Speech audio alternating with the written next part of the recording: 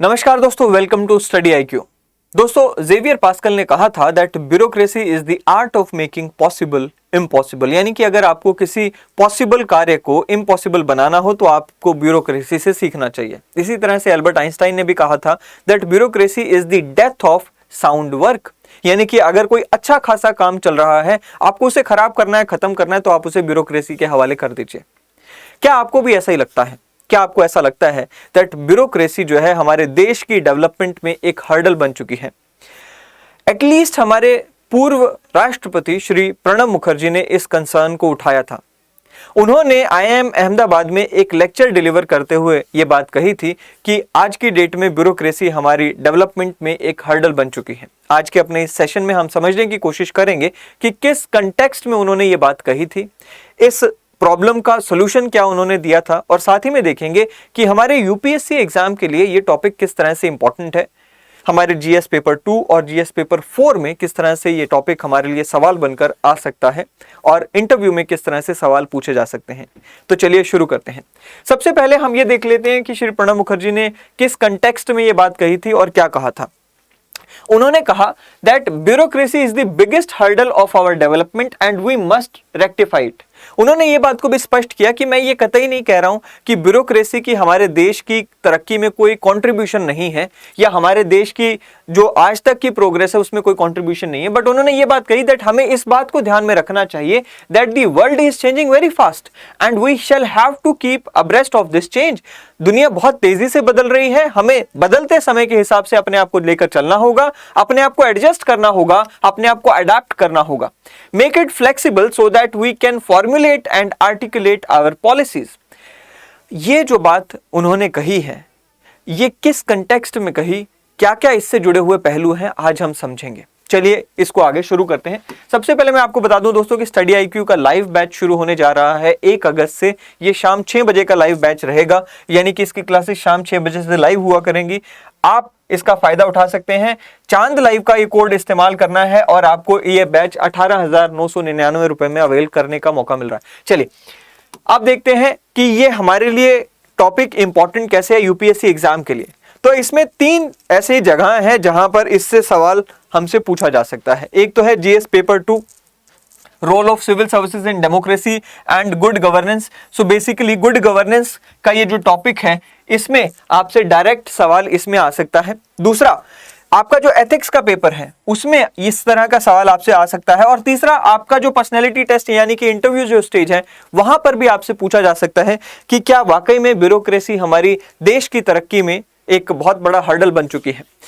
अब क्योंकि आप ब्यूरोक्रेट ही बनना चाहते हैं, इसलिए आपको इस इंस्टीट्यूशन से जुड़ी हुई जितनी भी यहां पर पहलू हैं उनका पता होना चाहिए। चलिए सबसे पहले हम ये जान लेते हैं कि ब्यूरोक्रेसी आखिरकार हमारे सिस्टम में फिट कैसे होती है। देखिए, हम सब जानते हैं कि हमारी जो डेमोक्रेसी है इसमें 3 ऑर्गन्स होती हैं। कौन सी होती हैं? लेजिस्लेचर, एग्जीक्यूटिव और जुडिशरी। लेजिस्लेचर का कार्य क्या होता है? कानून को बनाना। एग्जीक्यूटिव का काम है कानून को लागू करना और जुडिशरी का काम क्या है? उस कानून पे एडजुडिकेट करना। अब जुडिशरी जो है वो एग्जीक्यूटिव यानी कि हमारी कार्यपालिका का हिस्सा होती है। एग्जीक्यूटिव में भी हम सब जानते हैं कि 2 तरह की हमारी कार्यपालिका होती है, एक है परमानेंट एग्जीक्यूटिव और दूसरी है टेम्परेरी। टेम्परेरी की अगर हम बात करें तो जितने हमारे मिनिस्टर्स हैं वो सारे टेम्परेरी में आ जाते हैं, और परमानेंट की अगर हम बात करें दोस्तों तो जितनी हमारी ब्यूरोक्रेसी है वो सारी जो है वो परमानेंट एग्जीक्यूटिव का हिस्सा रहती है। ऐसा इसलिए क्योंकि जो मिनिस्टर्स हैं वो हो सकता है 5 साल रहें या 10 साल मैक्सिमम, उनकी 2 टर्म अगर आ गई तो 10 साल रह जाएंगे। लेकिन ब्यूरोक्रेसी जो है उनका करियर होता है अपना ये सारा एडमिनिस्ट्रेशन या एग्जीक्यूटिव, तो वो सारी उम्र वहां पर बिताते हैं। नाउ मैंने अभी कहा कि जो परमानेंट एग्जीक्यूटिव है वो हमेशा रहती है, टेम्परेरी आती है जाती है।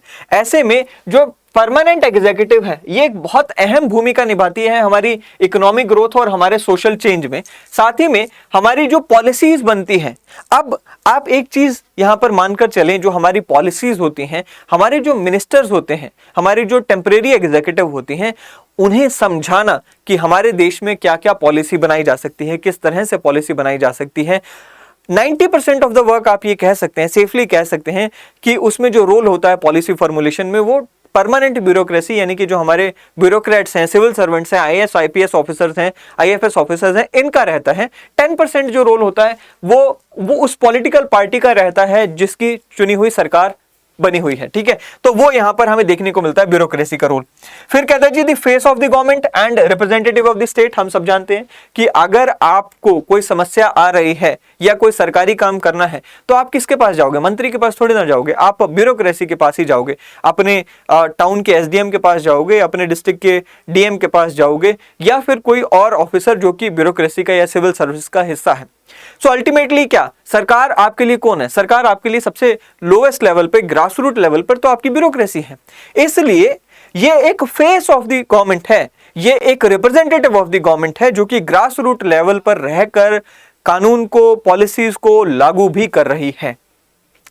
इसलिए ब्यूरोक्रेसी की हमारे सिस्टम में जो अहमियत है वो बहुत ज्यादा बढ़ जाती है। We the people of India, हमने जो कॉन्स्टिट्यूशन बनाया उस कॉन्स्टिट्यूशन को लागू करने के लिए किसको पावर दे दी? ब्यूरोक्रेसी को पावर दी हुई है। सो अल्टीमेटली ब्यूरोक्रेसी की अहमियत को हम ठुकरा नहीं सकते हैं।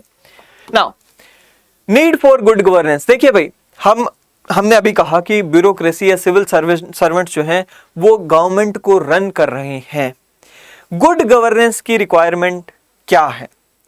सबसे पहली बात तो ये कि हमारे संविधान को we the people of India ने बनाया, उसमें हमने अपनी एस्पिरेशंस लिखी, उसमें हमने अपनी होप्स लिख दी। क्या एस्पिरेशंस लिखी? कि we want equality, we want justice, we want fraternity, है ना। अब वो जो जस्टिस है, वो जो इक्वालिटी है, वो अपॉर्चुनिटी फॉर ऑल, वो कौन प्रोवाइड कर रहा है? वो गुड गवर्नेंस से हमें मिलेगी। बैड गवर्नेंस होगी तो वो हमारी होप्स एंड एस्पिरेशंस का कोई मतलब नहीं है। बैड गवर्नेंस होगी तो वो जो हमारे डेमोक्रेटिक और रिपब्लिकनिज्म और सोशलिज्म, सेक्युलरिज्म की वैल्यूज लिखी हुई है हमारे प्रीएम्बल में, उनका कोई मतलब नहीं है। और गुड गवर्नेंस ही है जिसकी वजह से वो पॉसिबल होता है। सो सबसे पहली जो गुड गवर्नेंस का जो इंपॉर्टेंस है वो यही है, नीड है वो यही है कि हमें अपनी होप्स एंड एस्पिरेशंस को फुलफिल करना है। इसी बात को प्रणव दा ने कैसे कहा, चलिए देखते हैं। उन्होंने कहा that the success of development program depends on the quality of public administration. Ultimately दोस्तों हम एक वेलफेयर स्टेट हैं। हम वेलफेयर स्टेट होने का मतलब ही यही है कि हमारा जो स्टेट को बनाने का मकसद है, चलाने का मकसद है, टैक्स भरने का मकसद है, वो है हमारे लोगों का भला, लोगों का वेलफेयर। अब वो लोगों का वेलफेयर होगा कैसे? गुड गवर्नेंस से ही पॉसिबल है कि लोगों की वेलफेयर हो सके। दूसरी बात ये, they want immediate disposal of their grievances. देखिए आज की डेट में हम अक्सर कह भी देते हैं, लाइटर नोट में भी बोल देते हैं कि भाई पिज्जा 30 मिनट में पहुंच रहा है, एम्बुलेंस 3 घंटे भी लगा देती है। इसी तरह से हमारी जो आपका राशन पानी भी हो, अगर आप बड़े शहरों में देखते हैं 10 मिनट में आपके घर में डिलीवरी हो जाती है। लेकिन जब बात आती है सरकारी काम की, हमें पता है, हम मेंटली प्रिपेयर हो जाते हैं कि यार यहां पर तो टाइम लगेगा ही लगेगा, 1 दिन लग जाए, 3 दिन लग जाए, 10 दिन लग जाए, कोई भरोसा नहीं है। अल्टीमेटली हम सरकार से निराश हो जाते हैं, हम हमारे सिस्टम से निराश हो जाते हैं, क्योंकि अब कंपटीशन का जमाना है। हम दो प्राइवेट कंपनियों को कंपेयर करते हैं, एट द सेम टाइम हम सरकार को भी कंपनी से कंपेयर करके देखते हैं। हम अपनी सरकार को दूसरे देशों की सरकार से कंपेयर करके देखते हैं। हमें दिखाई देता है क्योंकि ग्लोबलाइजेशन है, हम बाहर भी जा रहे हैं, बाहर का सारा मीडिया हमें दिखा रहा है कि किस तरह से वहां पर काम होता है। अब हम कंपेयर करते हैं तो हमें समझ आता है कि भाई हमारी सरकार पिछड़ रही है। हम उम्मीद करते हैं कि किसी दिन ऐसा आएगा, कोई दिन ऐसा आएगा जब हमारी सरकार भी हमारी जरूरतों को उतनी ही तेजी से पूरा करेगी जितनी बाहर की सरकारें कर रही हैं, जितनी प्राइवेट कंपनीज कर रही हैं। सो ये सारी यहां पर नीड आ जाती है गुड गवर्नेंस की। Now the basic parameters for good governance are. अब क्या क्या बेसिक पैरामीटर्स हैं? अगेन ये तो एक ऐसा फॉर्मूला है जो हमें एग्जाम में मुंह जबानी याद होना चाहिए, हमें पता होना चाहिए कि भाई क्या क्या पैरामीटर्स हैं। अगर गुड गवर्नेंस के आपको पूछ लिए जाएं तो पता होने चाहिए। सबसे पहला है रूल ऑफ लॉ, यानी कि यहां पर किसी की कोई डिस्क्रिशनरी पावर नहीं होनी चाहिए, रूल ऑफ लॉ होना चाहिए, कानून के बराबर, कानून की नजरों में सब बराबर होने चाहिए। Article 14, everyone is equal before law, सब कानून के सामने बराबर हैं, उसी को बोलते हैं रूल ऑफ लॉ। दूसरा है पार्टिसिपेटरी डिसीजन मेकिंग स्ट्रक्चर। अब एक चीज हमें over the period of time जब हम जाते हैं, देखिए जब हम स्टूडेंट होते हैं शायद उस समय हमें इतनी चीज़ें समझ ना आए, लेकिन जब हम बाहर की दुनिया में कदम रखते हैं, जब कमाना शुरू करते हैं, जब हम किसी कंपनी में काम करते हैं या किसी ऑर्गेनाइजेशन का हिस्सा होते हैं, वहाँ हमें पता चलता है कि पार्टिसिपेशन का कितना महत्व है। कोई भी प्रोजेक्ट सक्सेसफुल होगा या फेल होगा वो डिपेंड करता है कि स्टेक होल्डर्स का उसमें कितना पार्टिसिपेशन रहा। जब ब्यूरोक्रेसी की बात आती है, इनको तो अनलिमिटेड प्रोजेक्ट्स दे दिए जाते हैं लागू करने के लिए। हमारे ऊपर इन्होंने ये प्रोजेक्ट्स लागू करने होते हैं, आम जनता पे ये प्रोजेक्ट्स लागू करने होते हैं। आम जनता को पता तक नहीं होता कि हमारे लिए ये प्रोजेक्ट्स हैं, और हमारी नीड्स कुछ और होती हैं, प्रोजेक्ट कुछ और कह रहा होता है, पॉलिसी कुछ और कह रही होती है। ये सबसे बड़ा कारण बनता है कि हमारी जो पॉलिसीज या स्कीम्स आती हैं वो अच्छे से सक्सेसफुल नहीं हो पाती। माई need is something different and I am given something different thing. Now ये सबसे बड़ा कारण बनता है दोस्तों कि जिसकी वजह से जो स्कीम्स हैं वो वेस्ट हो रही हैं। और ये एक और यहां पर नीड आ जाती है, क्या बेसिक पैरामीटर आ जाता है गुड गवर्नेंस का। एक है ट्रांसपेरेंसी और दूसरा है अकाउंटेबिलिटी, पारदर्शिता और अकाउंटेबिलिटी यानी कि रिस्पॉन्सिबिलिटी तय करना। अगेन ये और दो अहम पैरामीटर्स हैं, इस पे थोड़ी देर में बात करते हैं। फिर आ जाता है रिस्पॉन्सिवनेस। अब रिस्पॉन्सिवनेस का मतलब ये है कि अगर मान लीजिए मैं डॉक्टर के पास गया, वहां जाकर मैंने कहा सर मुझे ये दिक्कत है, डॉक्टर सुन ही नहीं रहा, डॉक्टर जवाब ही नहीं दे रहा, अल्टीमेटली मैं डिसअपॉइंट हो जाऊंगा। इसी तरह से अगर मैं ब्यूरोक्रेट के पास जाके कहता हूं कि सर मेरी मेरी गली की स्थिति है वो बहुत बिगड़ी हुई है, वहां पे सीवेज का पानी ओवरफ्लो हो रहा है, ब्यूरोक्रेसी कह देती है, या हमारा जो एसडीएम है या जो भी हमारा ऑफिसर है वो कहते हैं कोई बात नहीं देख लेंगे। अब रिस्पॉन्सिवनेस क्या है? जहां पर वो ऑफिसर आपको पहले बैठकर बताए कि अगर ये समस्या आ रही है तो क्यों आ रही है, फिर आपके साथ वो बैठकर चर्चा करे कि आप कुछ समाधान दो, हम कुछ समाधान देते हैं, उसके बाद वो ग्राउंड लेवल पर जाकर एक्चुअल में कोई काम करे, ये रिस्पॉन्सिवनेस है। और फिर आ जाता है इक्विटी एंड इंक्लूसिवनेस, यानी कि सबको बराबर ट्रीट करना। ऐसा ना हो कि अगर एक ऑफिसर के पास कोई रिच पर्सन आ जाता है, उसके लिए तो आप बाहर गेट पर उसे रिसीव करने जा रहे हैं, और अगर कोई पुअर पर्सन आपके गेट पर भी खड़ा हो गया, आप उसे यहाँ पर आदमी नहीं समझ रहे, उसे आपको लगता है कि ये तो कोई वैसे ही आ गया। सो ये भी बहुत जरूरी है कि हमारा एटीट्यूड में होना चाहिए कि हम सबको बराबरी से ट्रीट करें। चलिए अब बात करते हैं थोड़ी सी ट्रांसपेरेंसी की। ट्रांसपेरेंसी को अगर हम यहां पर डिफाइन करें, इसका मतलब क्या होता है? Availability of information to the general public and clarity about the functioning of the governmental institutions. देखिए अभी अगर आप जाते हैं ना किसी गवर्नमेंट इंस्टीट्यूशन में, किसी भी सरकारी बिल्डिंग में जाते हैं, किसी भी दफ्तर में जाते हैं, तो वहां पर आपको एक सिटीजन्स चार्टर देखने को मिलता है। वो सिटीजन्स चार्टर देखने को इसीलिए मिलता है, उसका पर्पस भी यही है कि आपको वहां पर बताने की कोशिश की जा रही है कि इस दफ्तर में आपकी क्या क्या जरूरतों को पूरा किया जा रहा है। आप अगर आरटीओ के ऑफिस में आए हैं तो कौन सी सर्विसेज आपको मिलेंगी, अगर आप किसी हेल्थ सेंटर में गए हैं वहां पे कौन सी सर्विस आपको अवेल हो सकती है। ये सिटीजन चार्टर का पर्पस है। और इसका पर्पस ये लाया क्यों गया? ताकि आपको फर्स्ट हैंड पता हो कि यार इस हॉस्पिटल में ये सर्विसेज अवेलेबल है, मैं यहां पर अपना इलाज करा सकता हूं या नहीं करा सकता हूं, सो यू शुड नो। साथ ही में यहां पर है कि आपको ये, जैसे अब आरटीआई आ गया, आरटीआई का भी मकसद यही है कि आपने टैक्स पेयर होने के नाते पैसा दिया, आपने एक वोटर होने के नाते अपना वोट देके किसी सरकार को बनाया। अब पता चल रहा है कि जिसको आपने वोट देकर, अपना अहम वोट देकर सरकार का हिस्सा बनाया था, वही आपका टैक्स चुराकर अपनी जेब में भर रहा है। हम देखते भी हैं अक्सर मंत्रियों के यहाँ पर रेड्स डल रही हैं, पैसा निकल रहा है उनके घरों में।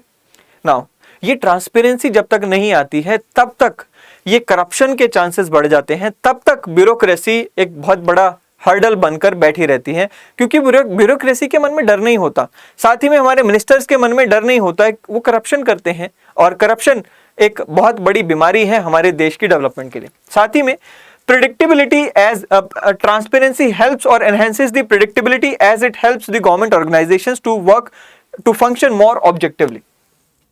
चलिए नाउ श्री मुखर्जी का क्या कंसर्न था जो इस स्पीच में हमने देखा, उन्होंने सिविल सर्विसेज को लेकर क्या कंसर्न जाहिर किया, चलिए देखते हैं।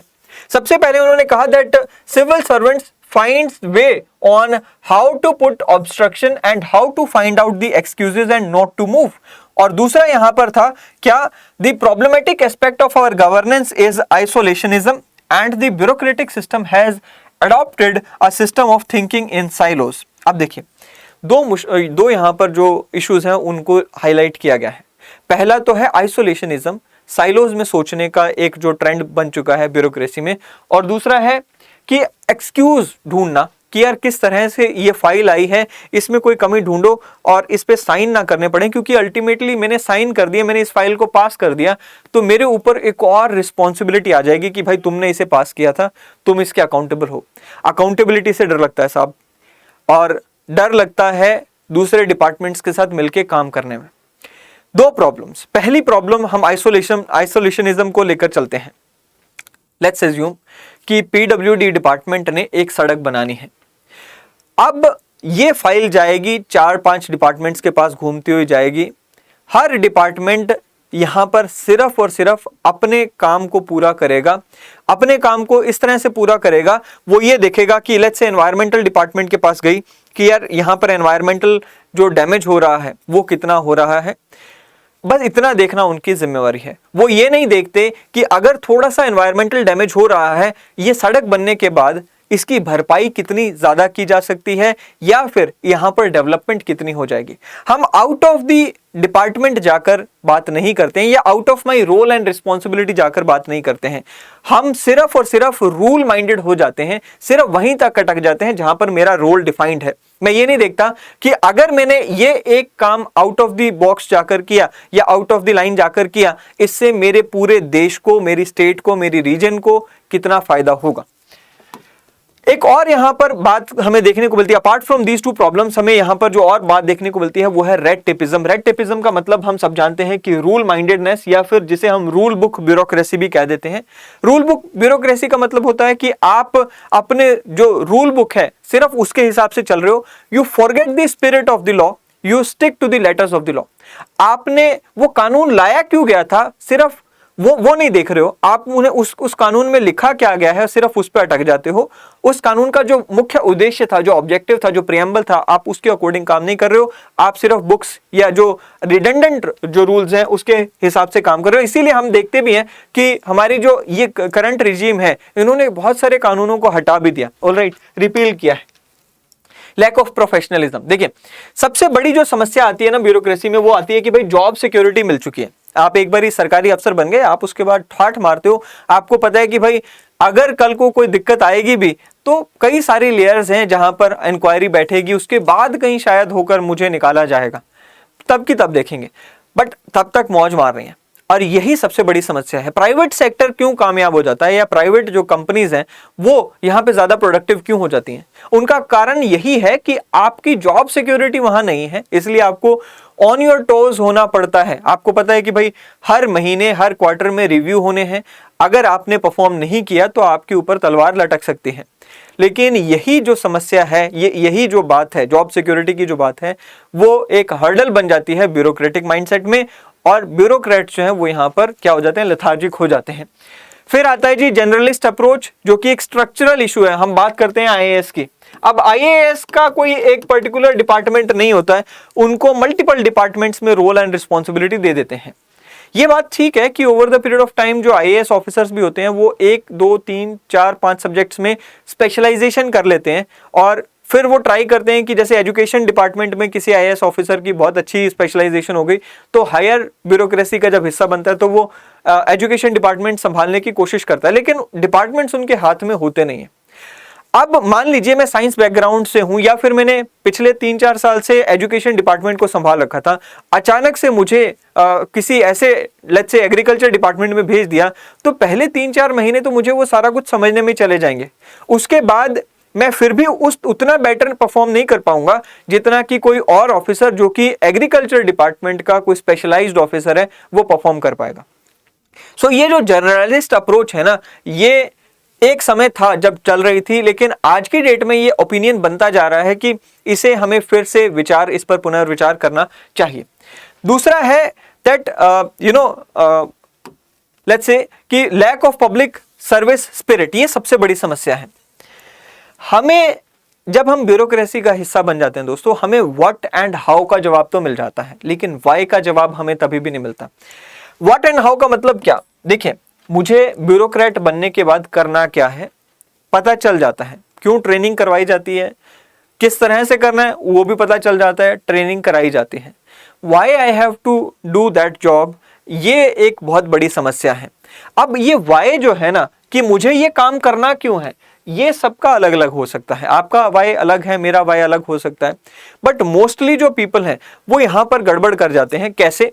उन्हें कमाना तो होता है पैसा, लेकिन आ जाते हैं वो ब्यूरोक्रेसी में। अब ब्यूरोक्रेसी में उतना पैसा थोड़ी ना है, ब्यूरोक्रेसी में एक लिमिटेड पैसा है, सरकार एक लिमिटेड ही पैसा आपको दे सकती है। आपको यहां पर अगर आना है तो आपका जो वाई है वो सही होना चाहिए था। वाई यहां पर होना चाहिए था पब्लिक सर्विस स्पिरिट। आपको ब्यूरोक्रेसी में अगर आना था तो तब आना चाहिए था जब आपका पब्लिक सर्विस करने का स्पिरिट था। अगर आपका स्पिरिट ही पैसा कमाने का है, आप जाओ कॉर्पोरेट सेक्टर में जाओ, प्राइवेट सेक्टर में जाओ। अगर आपका स्पिरिट है कि आपको पावर चाहिए, तब भी मैं कहूंगा कि भाई आपको ज्यादा से ज्यादा अगर जाना भी है तो पॉलिटिक्स की तरफ जाओ। लेकिन ब्यूरोक्रेसी में भी अगर आना है तो आपको यहां पर क्या है, पब्लिक स्पिरिट के साथ आना चाहिए, जो कि कम हमें देखने को मिलता है। इनफैक्ट अगर आप पॉलिटिक्स में भी जा रहे हो तब भी आप में ये स्पिरिट होना चाहिए। ओके, सो यही बात यहां पर मुखर्जी ने भी यहां पर कही, क्या, the need to inculcate the spirit of public service in civil services would be the most essential ingredient for better governance and growth of the nation. Solution की अगर हम बात करें तो मल्टी प्रोंग्ड स्ट्रेटजी हमें लेकर चलनी है। हमारी जो ब्यूरोक्रेसी है उसमें कई सारी समस्याएं हैं, लेकिन जो अभी हमने कुछ समस्याएं देखी जिसकी वजह से हम कह रहे हैं कि ब्यूरोक्रेसी एक हर्डल बन चुकी है हमारी डेवलपमेंट का। उसके लिए अगर हम सॉल्यूशन की बात करें तो मल्टी प्रोंग्ड स्ट्रेटजी लेकर चलनी है।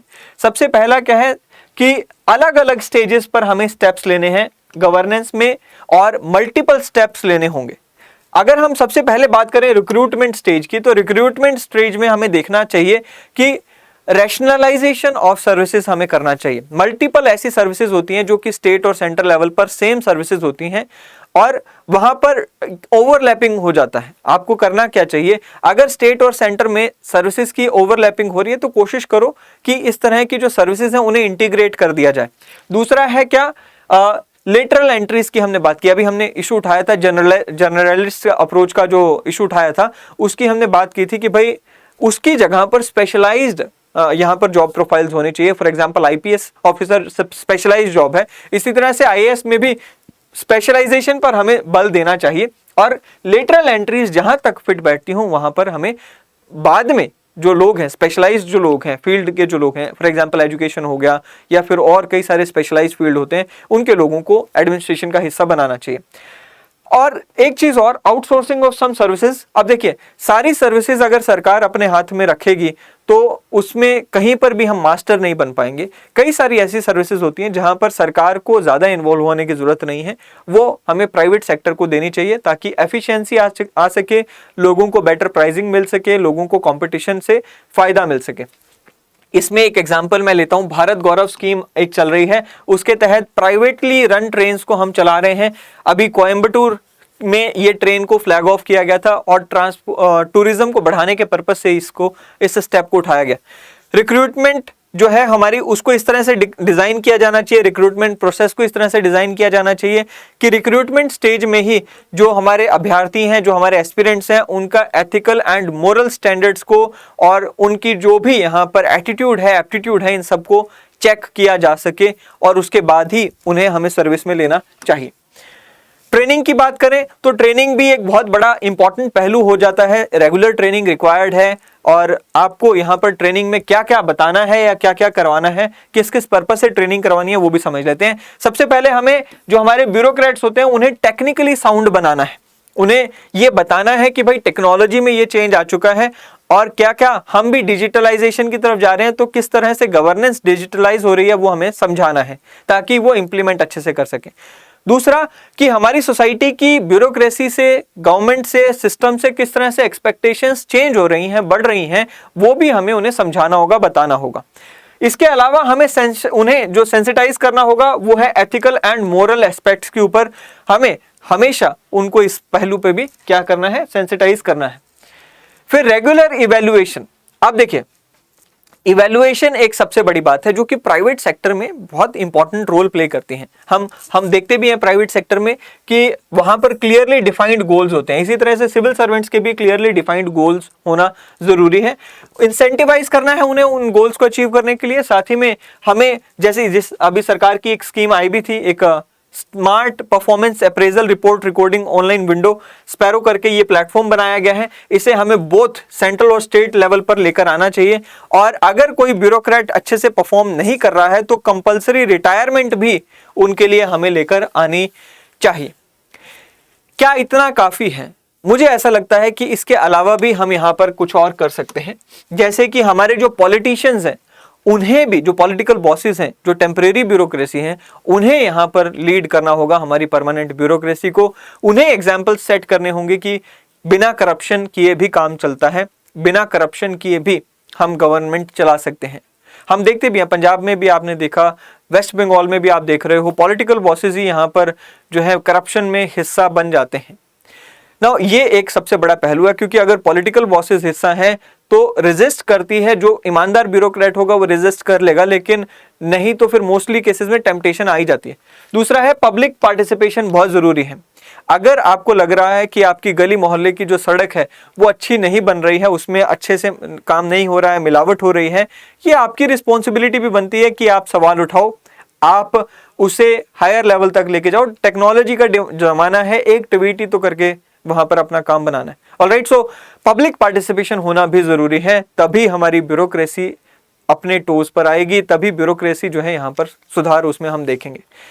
ये थी आज की हमारी चर्चा। इस पर अगर कोई क्वेश्चन आ भी जाता है तो आई होप कि आप उसके लिए प्रिपेयर्ड हैं। अगले सेशन में फिर एक बार मिलेंगे दोस्तों। Till then thank you and have a great day ahead. Thank you.